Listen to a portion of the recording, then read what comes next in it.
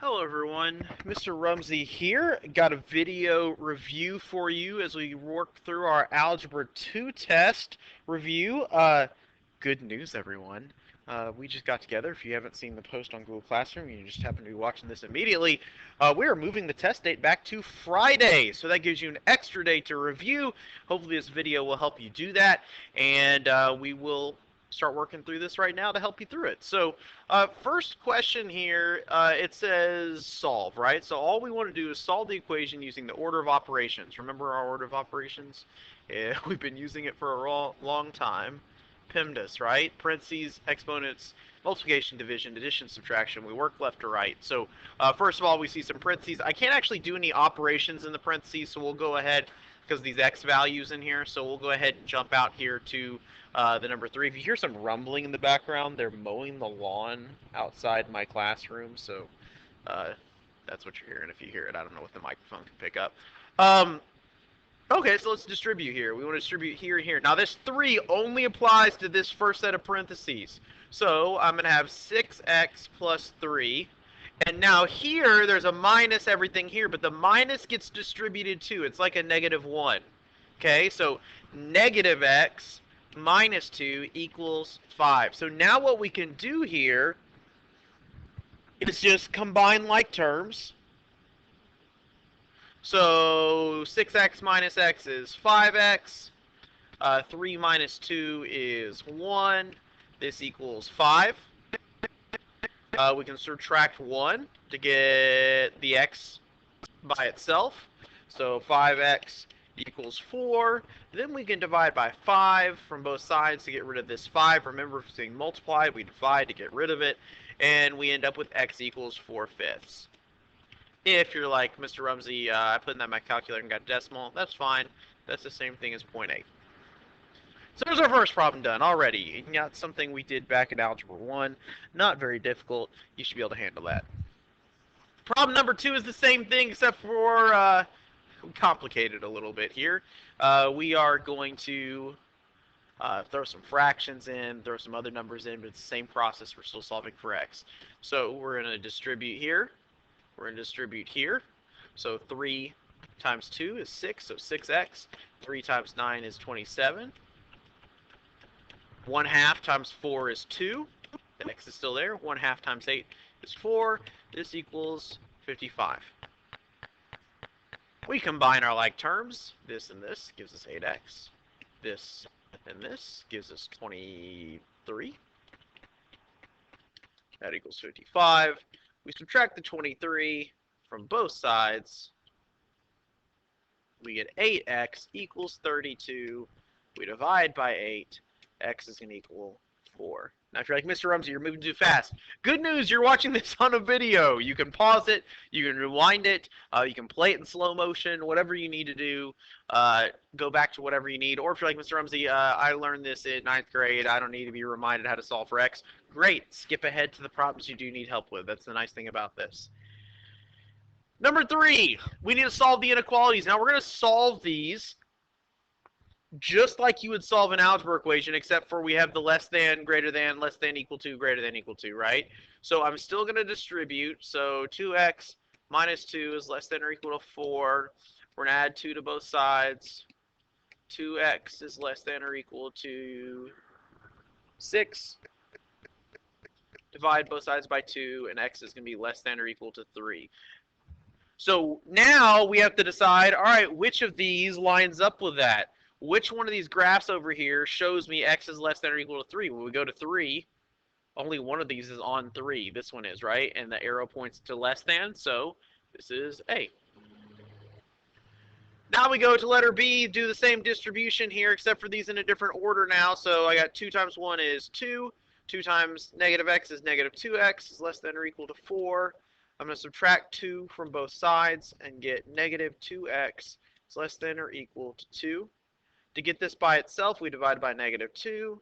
Now remember, just like we do on linear programming, we are going to, if we divide by a negative number, we have to switch our inequality. So I get x, and 2 divided by negative 2 is negative 1, but instead of being less than or equal to, now we're going to flip the sign to greater than or equal to, and this is our answer right here. Now, which one of these matches up with it? Where is x bigger than -1? Well, it so happens that it lines up here with B as well. And then finally for C, distribute here like we normally would. 2x plus 2 is less than or equal to 4. Subtract 2 from both sides. 2x is less than or equal to 2. Divide by 2. X should be less than or equal to 1, and that lines up, of course, with C.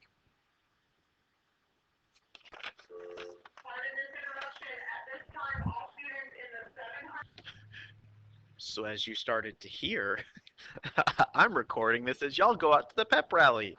I'm sure you're appreciative.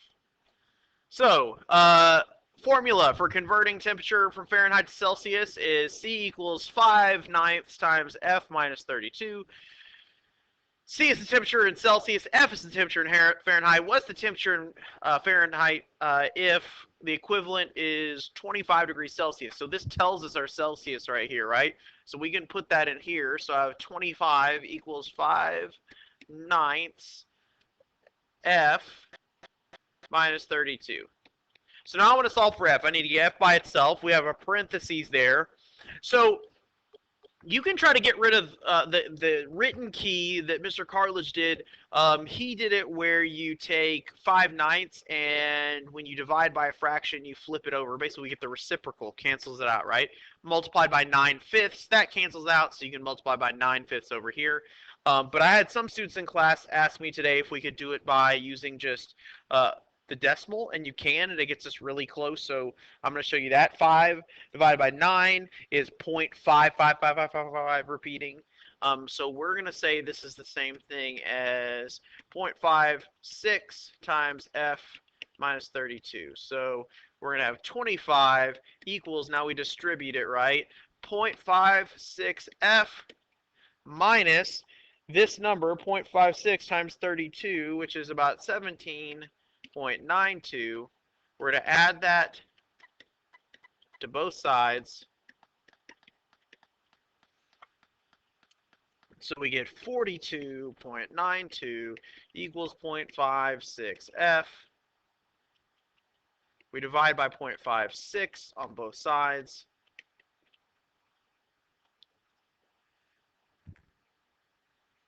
And we end up with approximately 76.64.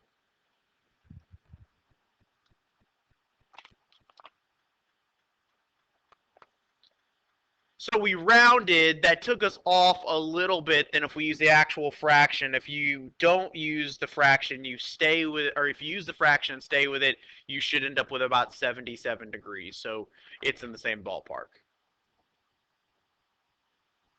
All right, so for number 5, we're solving an absolute value equation here. This is one where you have case 1, case 2. Remember, it can't equal a negative number. We want to get our absolute value here by itself.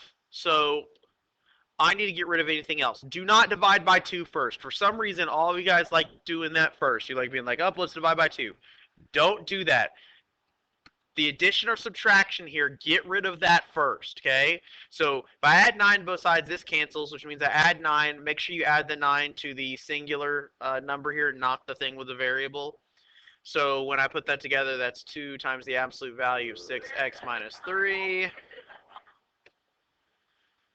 So the 9's cancel, and we're left with 4x, and then 21 plus 9 is 30. We're going to divide this side by 2 to get rid of this 2 here out in front, because that's being multiplied by the absolute value, so we want to get rid of this and this. We have to divide this side by 2, so the absolute value of 6x minus 3 equals 4 divided by 2 is 2, 30 divided by 2 is 15.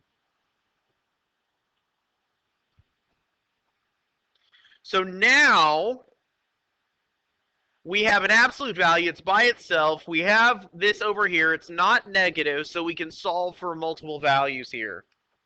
So the way we do that here is case 1, case 2. Case 1, we just solve this as though the absolute values don't exist. So 6x minus 3 equals 2x plus 15. I'm going to subtract 2x from both sides, which gives me 4x minus 3 equals 15.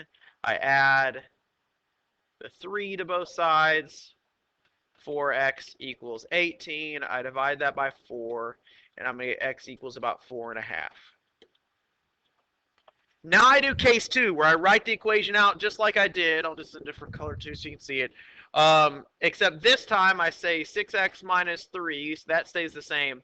But I change the sign on everything over here on the left side. So negative 2x minus 15. But then I solve it just like I did previously. This time I'm going to add 2x to both sides. Get 8x minus 3 equals negative 15. I'm going to add 3 here. So 8x equals negative 12. I divide by 8, and x is going to equal negative 1.5. Those are my two answers. I can also go back up, plug these both back in, and make sure they still work.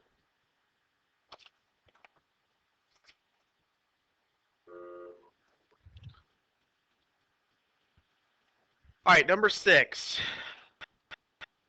So which of these equations, I'm going to erase everything else up here, but you can always rewind to see it. Which equation has no solution? Well, remember, absolute values cannot equal a negative number.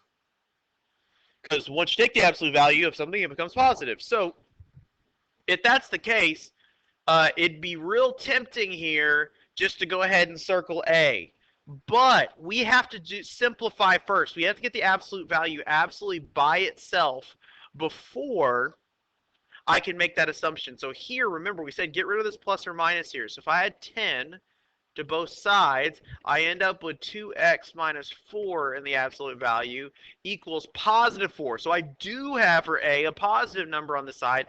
Can't be A. If I look at C real quick, because that's where I should have looked first, this one's already set up. There's nothing else with the absolute value. It equals a positive number, so it has to be this one.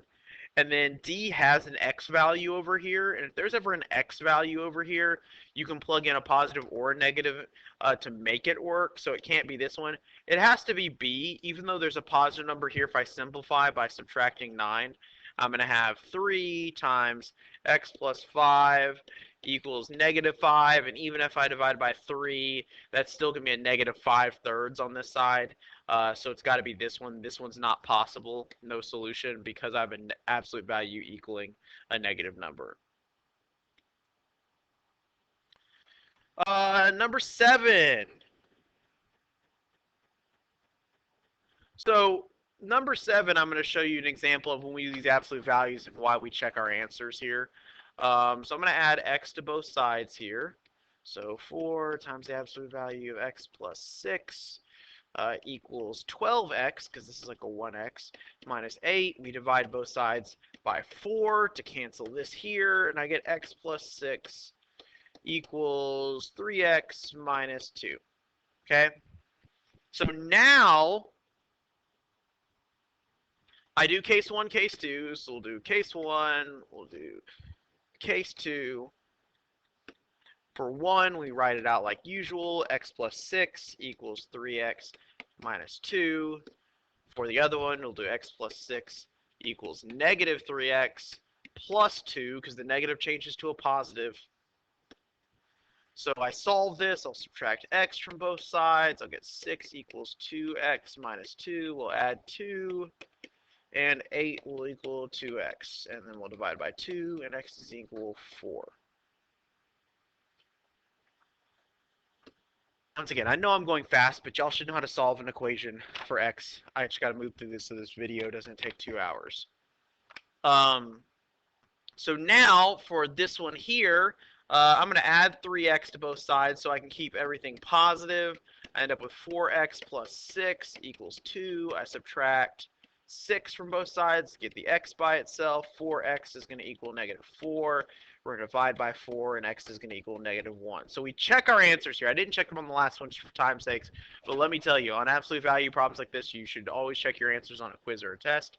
So we go back in and we plug our answer in up here and see if we get a positive or negative number. So if I plug in a 4 everywhere I see an x, I'm going to end up with 4 plus 6 is 10.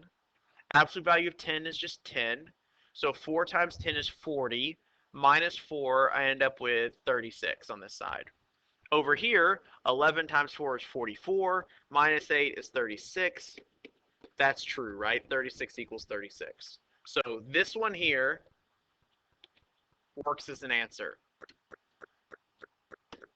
I think you know where this is probably going here. If I plug in -1 here, -1 here, -1 here, here, -1 plus 6 is 5,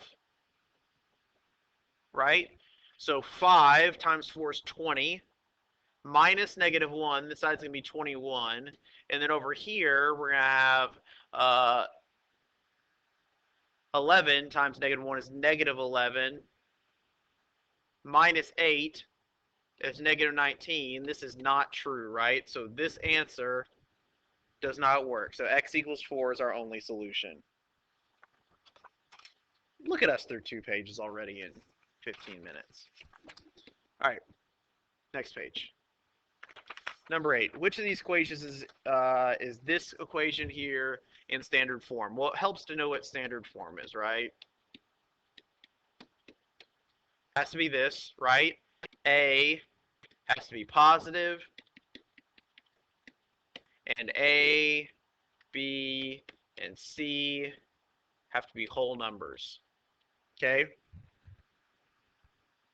So that's the case for all of these down here. So we just need to convert this. So first of all, I need the x on the left side, right?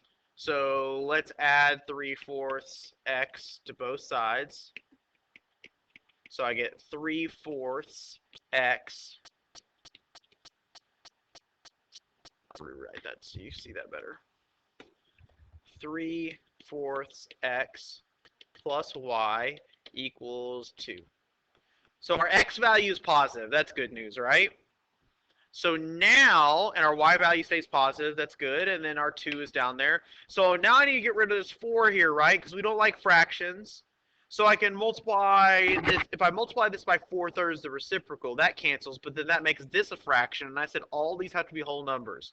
So the easiest thing to do is just multiply everything by this denominator. Because the 4 and the 4 will cancel, right? And if I multiply this by 4, I have to multiply this by 4 and this by 4, right? So I have 3x, because those cancel, and then 4 times y. There's 4y, and then 4 times 2 is 8. So 3x plus 4y equals 8. That matches up with A. Now, if we go the other way, slope-intercept form, that's our classic y equals mx plus a b. I want y by itself, correct? So let's subtract 5x from both sides. But remember, it's mx, then the b, so let's keep this out in front here. So -4y equals -5x plus 10, because the 10 stays positive. I divide both sides by -4. Now, let me be clear on this, divide both sides by -4. You can do it just like that, but remember, it's each thing is divided by -4, right? So these 4 cancel. I have y equals, and then -5 divided by -4. Negative divided by negative is a positive. 5/4 can't reduce any, so I get 5/4 x. And then I have a negative and a positive here, so that stays negative. So -10/4, I can reduce 10/4. I can divide both these numbers by 2, and I end up with -5/2. If you're dying to make that a decimal, you can do that as -2.5. That's your answer. That's slope-intercept form. Y equals mx plus or minus b. So it's like plus a negative number. Also, I'm going quick too, because this is stuff you should have paid attention in class to, should have learned, should have asked questions. This should just be clarification for you as you work through, not learning it for the first time. All right, number 10, a line with a slope of something passes through a point. So that's obviously a line with a slope that passes through a point. It's point intercept or point slope method. That's y minus y1 equals m times x minus x1, where if we have a slope, that's our m here, and then this is x1, y1, right? So now I just have to plug it in. Y minus the y1 equals the slope times the x minus the x1. I can simplify that. There you go. The end. That's easy.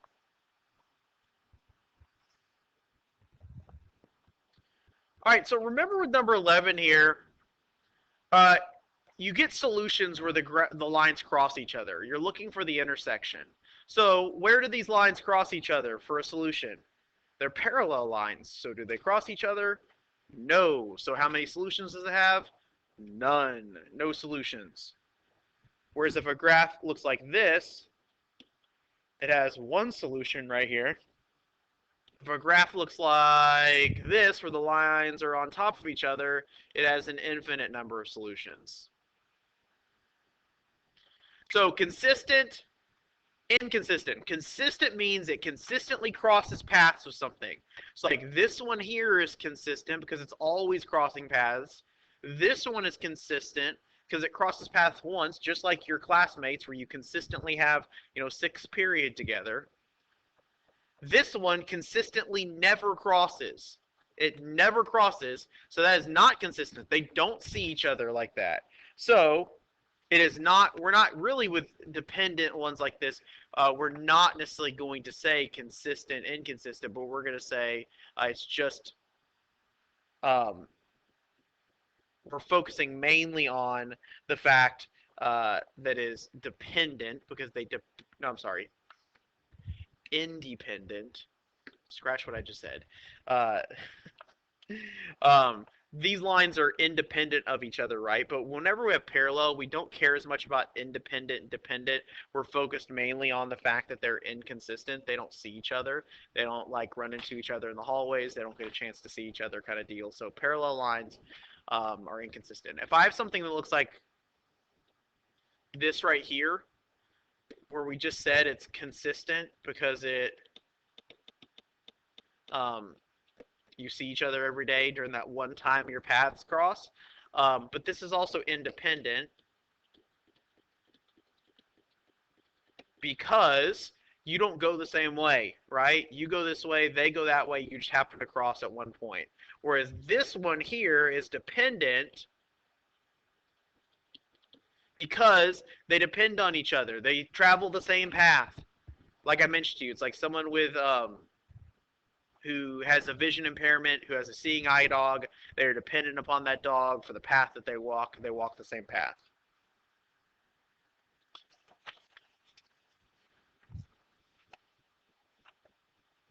All right, let's go on to the next one. So number 12, solve the system of inequalities. So we use elimination, correct? So we're going to look, can I cancel anything immediately? No. I need a positive and a negative, so the y column already has a positive and a negative, so that's helpful, right? So now I need to figure out how do I get this 2 to become an 8? What can I multiply it by? 4. So I'm going to multiply the whole top line by 4. I'm going to end up with 20x minus 8y equals 4. And on the bottom, I still have 2x plus 8y equals 7. So now what I can do is I can cancel out this column here. I'm left with 22x by adding them equals 11. I divide both sides by 22 to get the x by itself, and I get x equals 1/2. Because that's what 11 over 22 simplifies to, right? Now, I take this x value and I plug it in either here or here, your choice.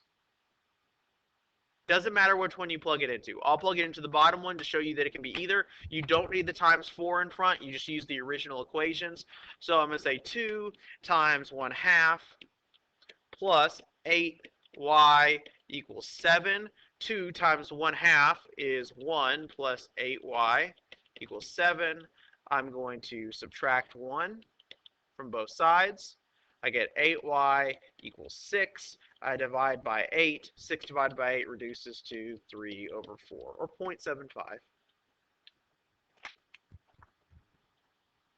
Number 13. Which system of inequalities is shown on the graph? So, first of all, we need to figure out which lines we're using here, right? It's kind of hard for me to fit all this. We'll start off here with the graph. So which lines are we using, right? And greater than, less than, correct? So what I'm going to do is, for me, I'm going to start looking at what these equations are. I'm not going to try to like do all these out just yet. I'm going to look at each line and figure out what the actual equation is, and then see if I can match it, as opposed to try to draw these all 8 of these graphs and see which one matches. So if I look at this one first, if I call this my blue one here, where is its x-intercept? It happens at 1, correct? So if I write this out in slope-intercept form, it's going to be something plus 1, something x plus 1, so the intercept is there. Now what's my slope here? So if I go to another whole point, it's going to be here. So rise 1, run 2, so 1/2 x. Rise 1, run 2. Now for my purple equation here, I'm going to do this one. It intersects here at 1, 2, 3. Another positive number. What's its slope? Down 1, 2. So down 2 over 1. So 2 over 1. Oh, we said down 2, right? Negative. Negative 2x plus 3. Now, none of those match immediately, correct? Because these down here are all in standard form. Also, we need to figure out where are these in terms of they're not really equal signs, right? They're inequalities. So we need to decide which one's which. Here's my blue line. It looks like it's shaded above my blue line, so greater than. It's dotted, so no equal sign. But it looks like it's below my purple line, so this is going to be a less than. It's dotted, so no equal sign. Now, because these down here are in standard form, I need to convert these equations up here to see which one matches. So let's convert these to standard form. I need the x value over here, right? So I'm going to have negative 1/2 x plus y, because I'm going to subtract 1/2 x to move it over to the other side, is greater than 1. Now, I need to get rid of this negative 1/2. We don't like fractions, so I'm going to multiply by the denominator, but I also want to get rid of the negative. So if I multiply this by negative 2, the negatives will cancel and the 2's will cancel, and I'll be left with an x. But I have to multiply this by negative 2 and this by negative 2. So I get minus 2y.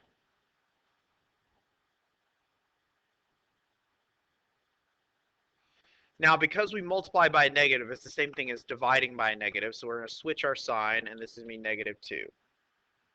So x minus 2y is less than negative 2. So do any of those match already? Let's see. X minus 2y should be less than negative 2. This is a greater than, so it's known it's not that one. Less than negative 2, so we know it's not B. It looks like it's got to be C or D, so we're going to have to do our second equation here. Same thing, let's add to that side. So I'm going to get 2x plus y is less than 3. Is that one of these already? Yep, it's C. C is our answer. That matches this equation, and it matches this equation. Moving right along. The shaded region represents the feasibility region of linear program. Now, feasibility region, remember, is like once we get where lines intersect, right? So it'd be like if this was a line, and this was a line, and this was a line here. Where are vertices? They happen here at the corners, right? So that's where the maximum minimums happen, at the corners, right? So just what are my coordinates for my corners? I got one at 3, 6. Here's an answer. I got one at 0, 0. That's an answer. And then I got one at 6, 6. Which, oh, that's just off. I was like, where's 6, 6? Just off the chart here. The feasibility region for a linear program problem is bounded by x is greater than 1, y is greater than or equal to 1, 2x plus 3y is less than or equal to 12. Find the look. So this is a whole linear programming problem, okay? So we got to work through this whole thing.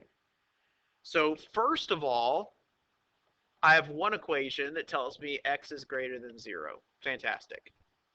So I can go to my x value here, and I can give a dotted line that says the x value has to be greater than 0, so you know it's going to be shaded this way. Now I can go to my second equation. That was this equation here, right? I can go to my second equation here. It tells me that y is greater than or equal to 0, so we can do the same thing going this way.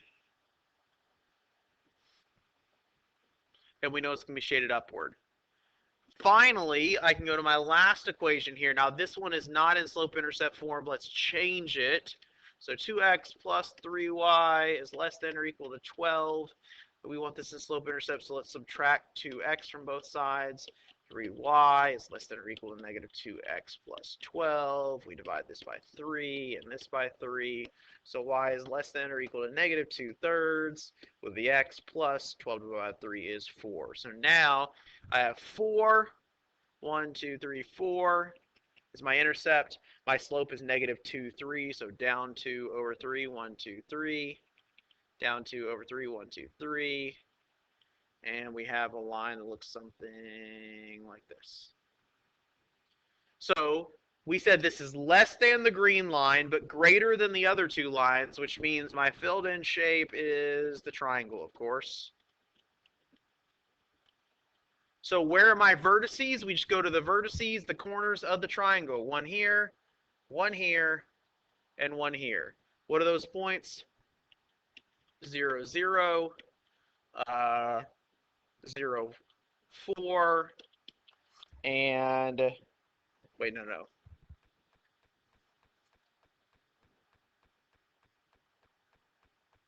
Yeah, 0, 0, 0, 4, and 6, 0. So your key is off on that point, but it's still fine. It'll still work. So now I have 3 points, and which have x and y values, right? Well, guess what else has x and y values? This right here. Pay attention to the order of the x and y there. Don't plug them into the wrong thing. So, give myself a little more space.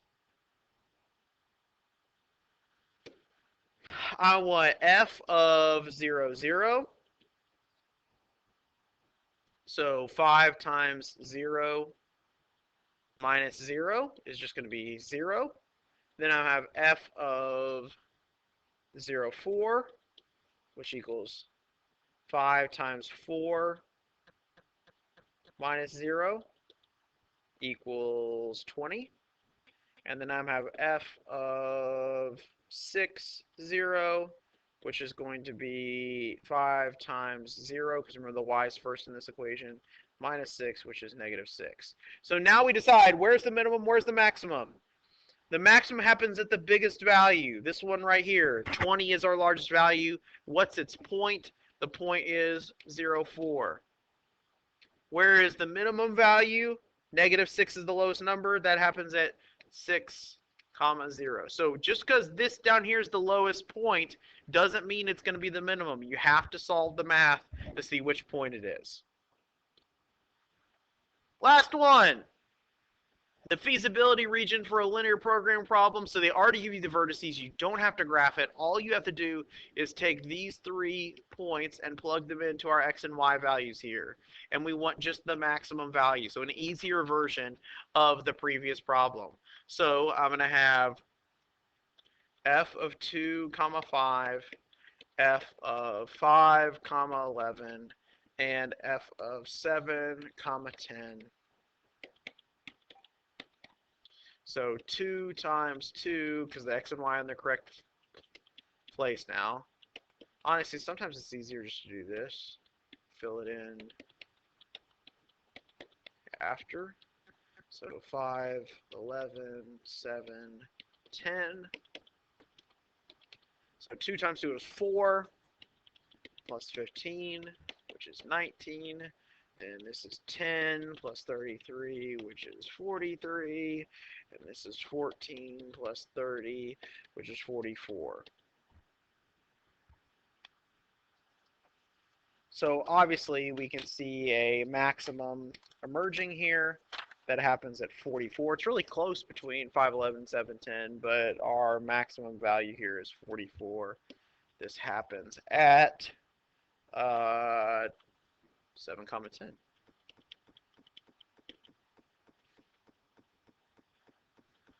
Use the graph to solve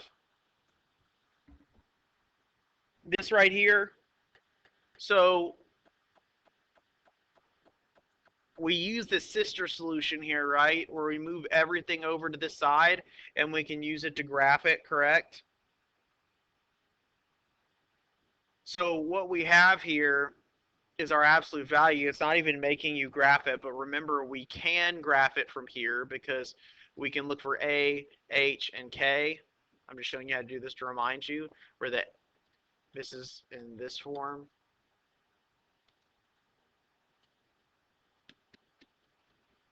For absolute values, our A value is what's out in front, which is a 1. Our H value is just the opposite sign of what's in here, so positive 5. And our K value is what's sitting out here, negative 3. This is a super weird graph. Oh, that's why, because it doesn't like that 2 out in front. So it wants us to, that's what they did. I don't like when that happens, but it happened. Okay, let's change this. I should have just changed this problem. Okay, so they don't like when there's a number in here with the x. I forgot about that. So we want to pull 2 out of both of these. So we have 2 times x. But if I pull a 2 out of this, I have to divide by 2. So because I pulled a 2 out of this, I divide by, right? So I divide this side by 2. It lets me pull a 2 out. But I have to divide this one by 2. It doesn't do it evenly. So we end up with negative 5 over 2. So now our a value is 2. Our h value is positive 5 halves, and our k value is negative 3. Because when I go over here and look at this, hk is going to be 5 halves, or 2.5, right? So 2.5 takes me to here, down 3, 1, 2, 3, there's my vertex. And then my a is 2, that's my slope, rise 2, run 1. And then we have this line. And then, of course, we rise to run 1 in the opposite direction, and it goes as this line. So when is use the graph to solve when this is less than 0. So when is, you don't have to do all this here for this problem. I just want to show you in case the test gave you a blank graph that you had to fill in. But in this case, it just wants to know when's this less than 0. Where's 0 at? 0's at right here. So when is this graph below that line? It's below it in this space here, correct? So this wants to know what is it in terms of x. It's going to be between this value is when it drops below the line, and this value is when it drops below the line, right? So this is between 1 and 2, 3, 4. So which one of these answers tells me between 1 and 4? This one here. Oh, no. I made a mistake. It's not B because it asks below, not at or below. At or below would be equal because this word right here means equal. So there's no at there. So it's just below. It doesn't include the equal bars. It's going to be D. Glad I caught myself there.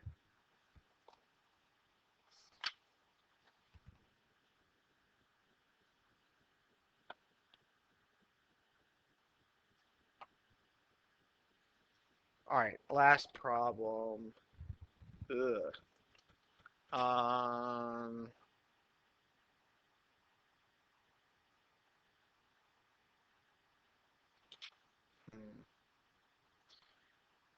Skip number 18 because we're not going to use graphing calculators to do anything because we didn't learn that. And if you solve this mathematically, it gives like a weird fraction or decimal, so don't worry about this one for now because you've already solved one like this. So there it is. There's your review. Remember, we move your test back to Friday. If you have an extra day, so come Thursday prepared, and we will work on, answering any questions that you might have on this. Hopefully this was helpful for you. You can use it again before Friday as well. That was a little lengthy clocking in here around, we just hit 40 minutes. Ooh, 40 minutes. Okay, so I'll stop talking now. Good luck. Ask me any questions on Thursday. Come Friday, prepare for the test. If for some reason weather delays our test, we don't have school on Friday, you'll spend Friday studying in a digital learning environment, and then you'll come back on Monday ready to take the tests.